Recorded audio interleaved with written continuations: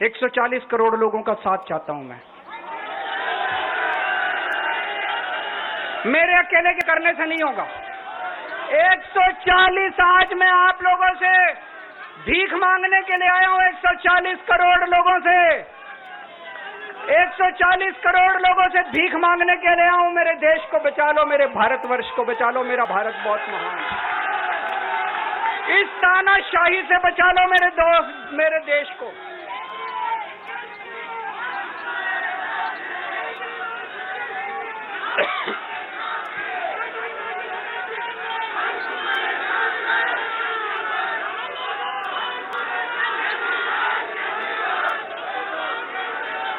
मैं supreme court का बहुत बहुत शुक्रिया अदा करना चाहता हूं। उन्होंने 21 दिन दिए हैं, एक एक दिन में 24 घंटे हैं। मैं एक दिन में 24 में से 36 घंटे काम करूंगा। पूरे देश भर में घूमूंगा इस तानाशाही को रोकने के लिए। दोस्तों, जितनी मेरे अंदर ताकत है, मेरा सब कुछ कुर्बान है देश के लिए।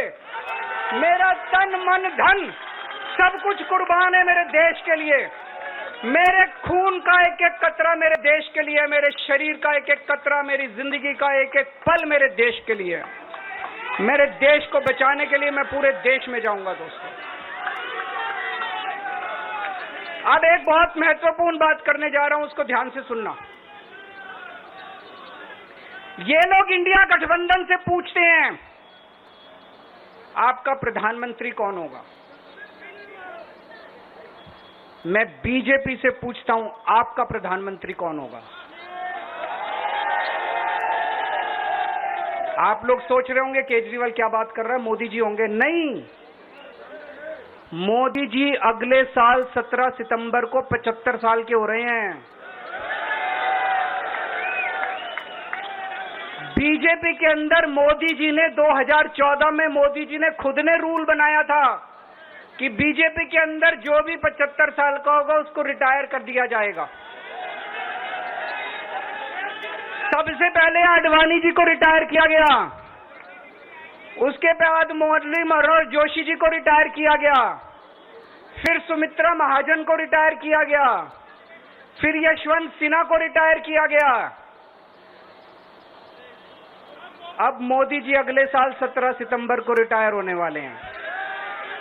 तो मैं बीजेपी से पूछना चाहता हूं आपका प्रधानमंत्री का दावेदार कौन है। दोस्तों, अगले साल 17 सितंबर तक अगर इनकी सरकार बनी, तो उस पर भी आऊंगा मैं।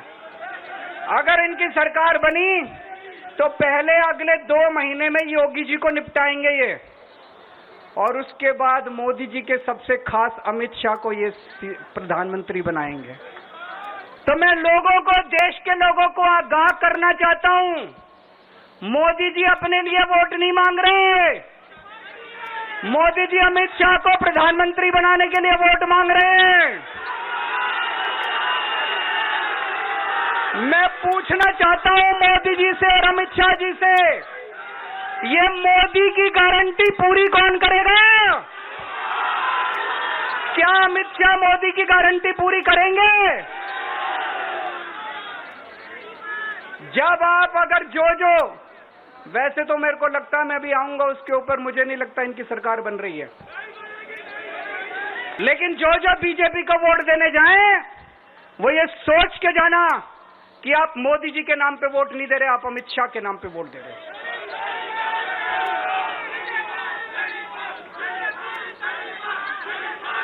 अब एक खुशखबरी आप लोगों के लिए, अब एक खुशखबरी है, सबको बता देना जो मैंने बातें कही है बड़ी सोच समझ के कही हैं। वहां बैठ के यही सोच रहा था 50 दिन से।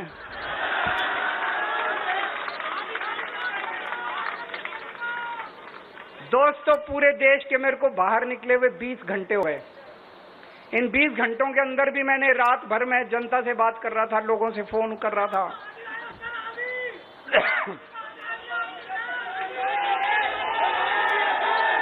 क्या बोल रहे? रात को आंधी आई थी।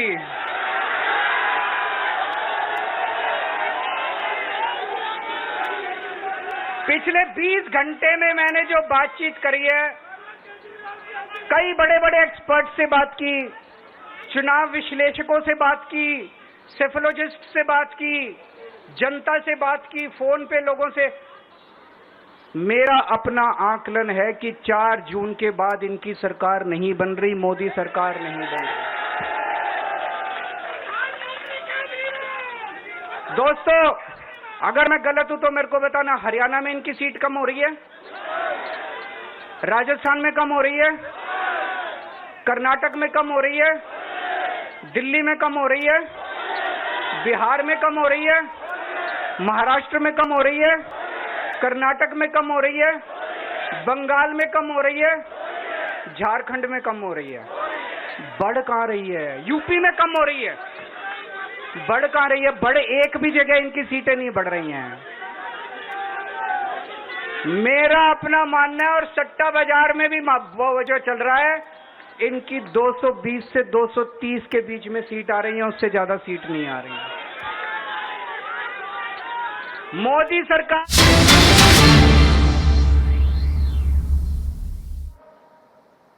मुसलमानों को दिया है ये 4% रिजर्वेशन संवैधानिक नहीं है, गैर कानूनी है।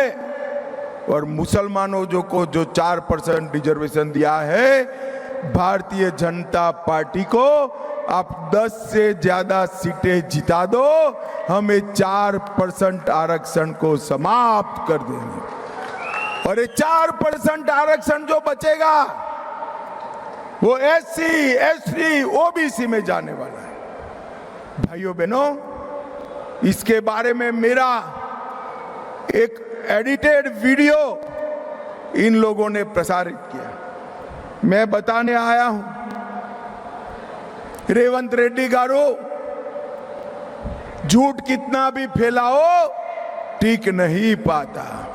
तेलंगाना की जनता जानती है कि नरेंद्र मोदी जी दलितों के समर्थक है, रिजर्वेशन को नहीं जाने। भाइयों बहनों, मोदी जी ने माड़ीगा समाज को आगे बढ़ाने का काम किया है।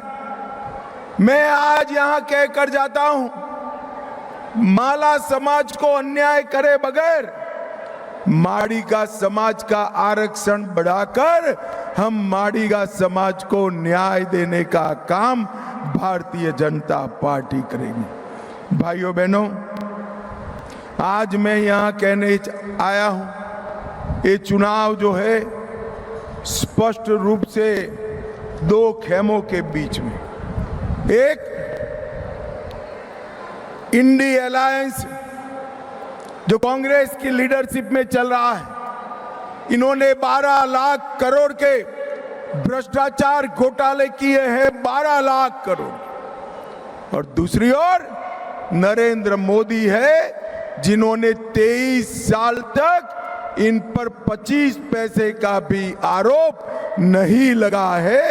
ऐसे नरेंद्र मोदी है। भैया ट्रांसलेशन की जरूरत है, कर सकता है वो? ट्रांसलेशन करो। भाइयों बहनों, ये चुनाव राहुल बाबा और नरेंद्र मोदी के बीच का है। మిత్రులారా, ఈరోజు రేవంత్ రెడ్డి ఇచ్చిన హామీలన్నీ కూడా ఒక జూటా హామీలు మిలిపోయినాయి. మీరు వేసే ప్రతి ఓటు కూడా నరేంద్ర మోడీకి చేరుకొని నరేంద్ర మోడీ ప్రధానమంత్రి కావడానికి మీరందరూ కూడా భాగస్వాములు కావాలి. एक और राहुल बाबा के नेतृत्व में, आप लिखना जरा, राहुल बाबा के नेतृत्व में 12 लाख करोड़ के भ्रष्टाचार करने वाली कांग्रेस पार्टी है, और दूसरी ओर नरेंद्र मोदी जी है, जिन्होंने पर 23 साल में 25 पैसे का भी आरोप नहीं लगा है। రాహుల్ గాంధీ 12 లక్షల కోట్లతోటి కుంభకోణాలు చేసినటువంటి పార్టీ అది. నరేంద్ర మోడీ అధికారంలో వచ్చినాక ఒకే ఒక్క కూడా అవినీతి ఆరోపణ లేకుండా చాలా నీతివంతమైన పాలన అందించిన మోడీ.